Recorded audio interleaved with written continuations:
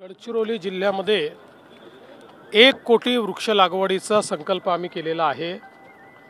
त्यातले पहिल्या 40 लाखाचं आज आम्ही सुरुवात केलेली आहे। यावर्षी 40 लाख आणि पुढच्या वर्षी 60 लाख जिल्हा प्रशासनाच्या वतीनं जिल्हाधिकारी आणि संपूर्ण प्रशासन याच्याकरता कार्यरत आहे।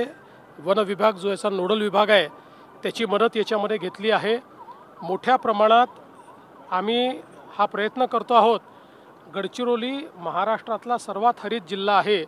हा आपल्याला देशातल्या सर्वात हरित जिल्ह्यांपैकी एक करता येईल का, अशा प्रकारचा आमचा प्रयत्न आहे। सर, 2 आत्मसमर्पित नक्षल जे कुटुंब आहेत त्यांचे पीडित कुटुंब त्यांना नोकरी देण्यात आली। थेट पोलीस भरती तो पहिल्यांदाच नोकरी आहे, काय म्हणा? असं आहे की जे नक्षल पीडित आहेत त्यांच्या पाल्यांना पोलीसमध्ये नोकरी देण्याच्या संदर्भात आपल्या सरकारने निर्णय घेतला होता आणि 23 लोकांना आपण अशा प्रकारे नोकरी दिलेली आहे। त्यातल्या 2 लोकांना आज प्रातिनिधिक स्वरूपात मी हे पत्र त्यांना हँडओव्हर केलेलं आहे।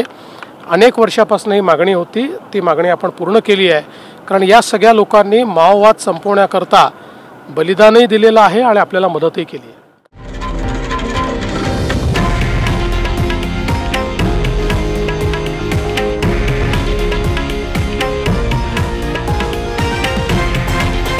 हे आहे देशातील नंबर 1 न्यूज नेटवर्क आणि आपण पाहत आहात TV9 मराठी, एकमेव।